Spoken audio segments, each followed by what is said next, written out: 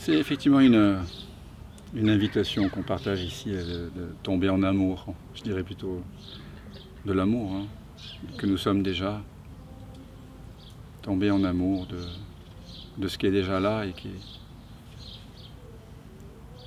la plupart des êtres passent leur vie entière sans réellement se reconnaître.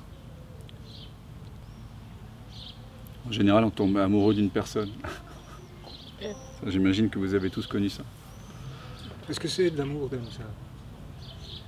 Bah non, parce que quand on tombe amoureux de quelque chose en particulier, ça veut dire qu'il y a quelque chose qui est inclus et quelque chose qui est exclu.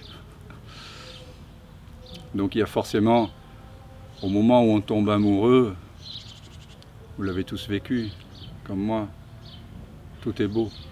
On est amoureux de tout en fait. Pour combien de temps, c'est beau. Voilà. Ça dure jusqu'au moment où on pense que l'amour vient effectivement d'une source extérieure. Tant qu'on ne sait pas, qu'on ne veut rien, c'est cette thématique qui te touche, toi Olivier, et aussi Valérie, je pense chacun d'entre nous. Tant qu'on est sans vouloir personnel et tant qu'on est sans attente et qu'on est dans cet espace de non-savoir, c'est de l'amour. Et parfois, on rencontre un autre être qui momentanément dissout notre résistance à tout aimer. En fait, on est en train de résister en permanence, mais on ne le voit pas. Et parfois, sous la forme d'un chat, d'un arbre, d'une fleur, un prélude de Bach, un tableau de Chagall. Quelque chose.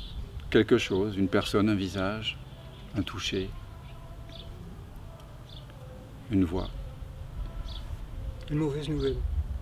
Oui, une terreur.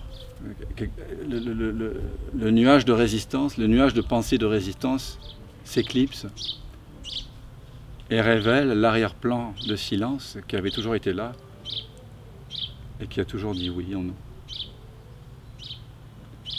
Mais on ne savait pas qu'il était là. On ne savait pas que c'était là et on ne sait toujours pas que c'était là. Et c'est là qu'on se fait avoir. Et on se dit, ça vient de la personne, ça vient de la roseraie, ça vient de l'air de la Tosca. Ça vient de là, ça vient de quelque part. Voyez. Parce que le mental, notre pensée ne peut que pointer vers des objets, vers des formes. Tant qu'il n'a pas, tant qu'il ne s'est pas abandonné dans la source silencieuse, il ne peut que désigner des lieux, des points dans l'espace et dans le temps. Et donc au moment où le mental interprète l'amour, ce sentiment d'amour qu'on sent, it's over, game over. Et on devient dépendant d'une promenade dans la nature, de l'écoute d'un morceau, d'une vidéo de non-dualité. Et à nouveau, par ignorance de la source de l'amour en nous, parce qu'on a désigné la source comme étant extérieure, à ce moment-là, la porte est fermée. On s'est emprisonné dans un imaginaire, un peu comme dans le poème de Prévert, là où on dessine des barreaux sur l'oiseau. Je crois qu'on les efface à la fin. Donc on s'emprisonne soi-même dans un imaginaire en fait. Et donc on devient forcément dépendant, on devient addict d'aller au cinéma, de pratiques sportives, de loisirs, et d'être avec une personne, etc., etc. On peut s'attacher à tout et à n'importe quoi.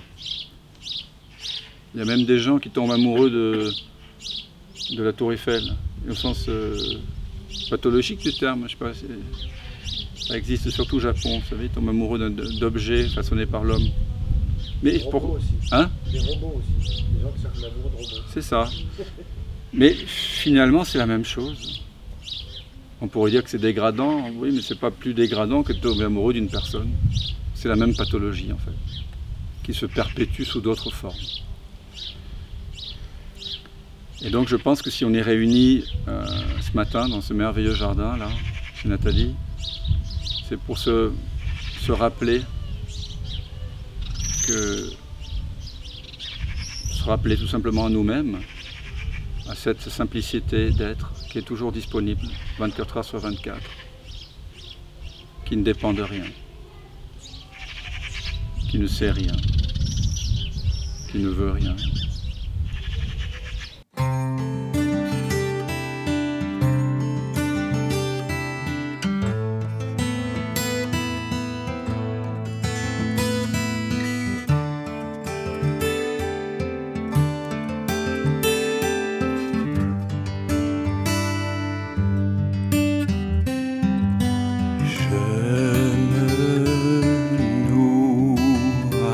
Nous qui dénoue un je ne sais quoi de grâce et de mystère et de joie en chacun de nous.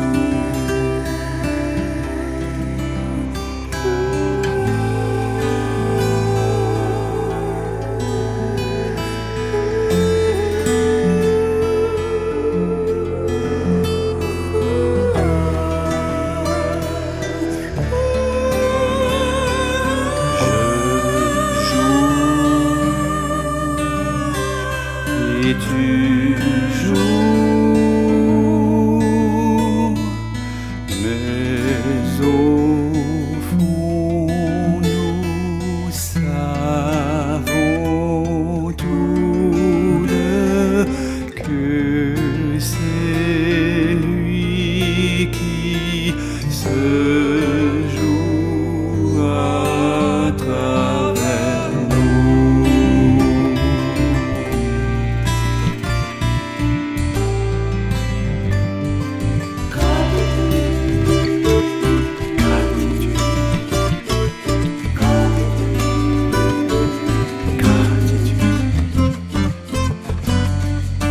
C'est ce que je sens, la gratitude.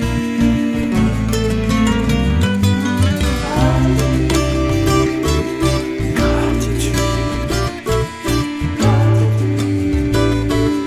Gratitude. Pour tout ce qui est là. Gratitude.